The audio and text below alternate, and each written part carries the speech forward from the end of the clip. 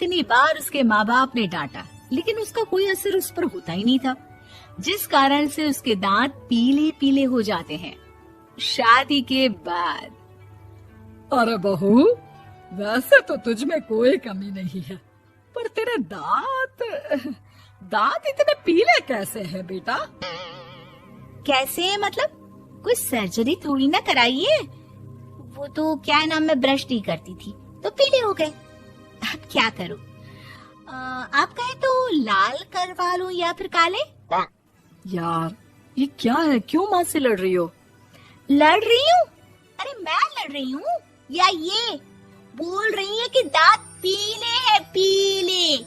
अरे तपस्या थोड़ी ना की है इन्हें पीले करने के लिए, बकायदा ब्रश नहीं किया है 20 साल तक, तब जाकर।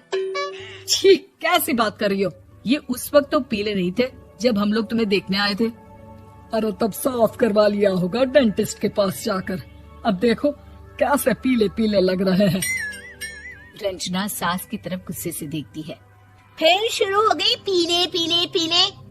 अरे पीले तो तब भी थे जब मेरे हाथ का रसगुल्ला उड़ा उड़ा कर खा रही थी और बोल रही थी, लड़की नहीं गुणों का खजाना दे रहे भाई साहब आप।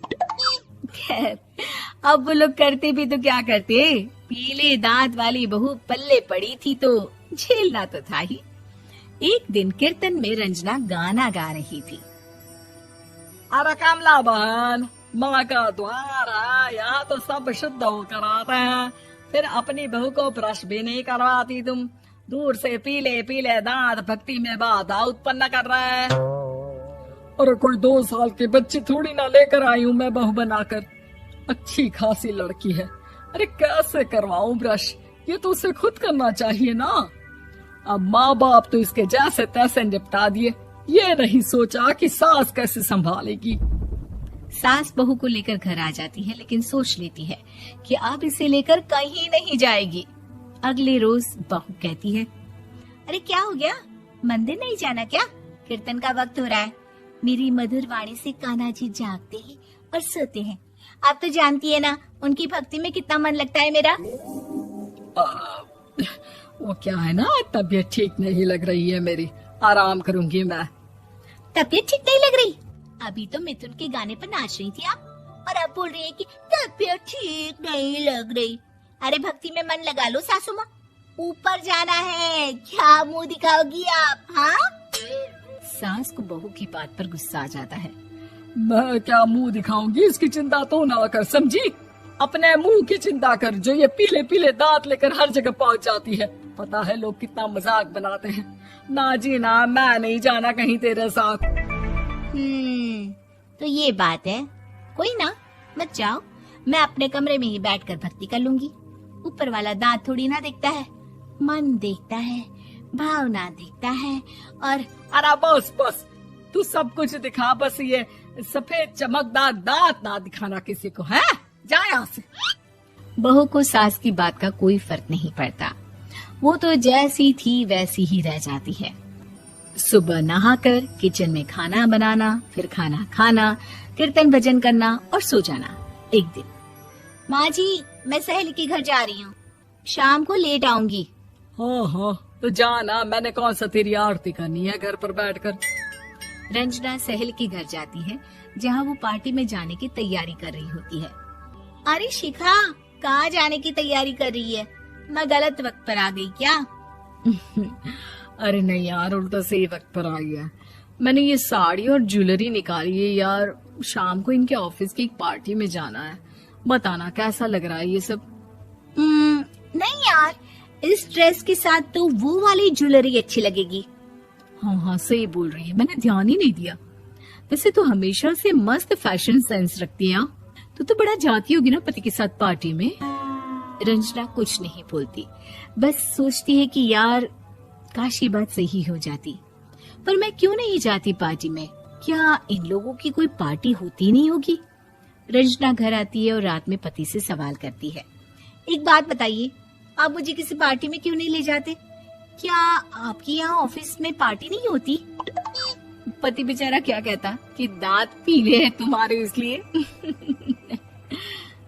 अरे कोई पार्टी होती नहीं हम लोगों के ऑफिस में, तो कहाँ से लेकर जाऊं? और मार्केट, मॉल, कहीं वीकेंड घूमना, कहीं तो। अरे यार, सारे हफ्ते में एक छुट्टी मिलती है, तो सोचता हूँ कि आराम ही कर लूं। क्यों? रंजना मन मार के रह जाती है।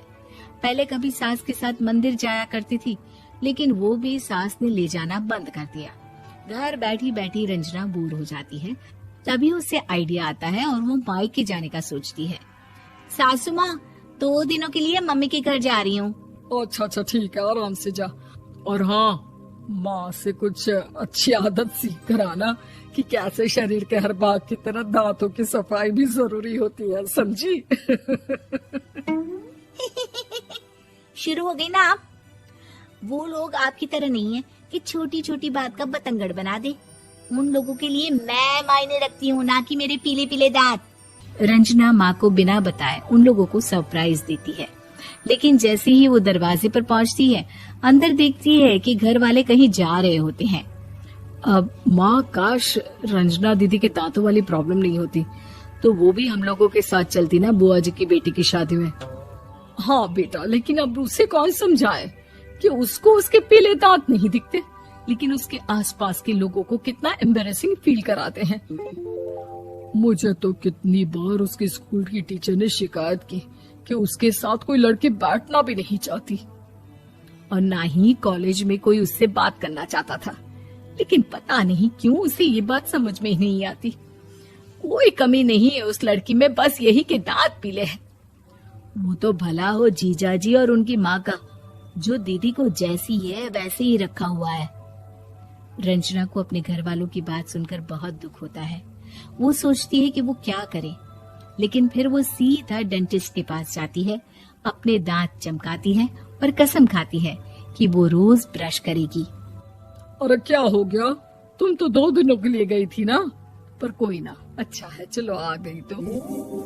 रंजना सास के सामने आकर खड़ी हो जाती है और पूरी स्माइल करती है, उसके चमकदार दांतों को दिखाती हुई।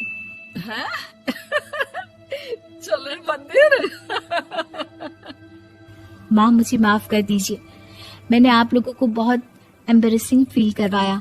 मैं आज से रोज ब्रश करूंगी।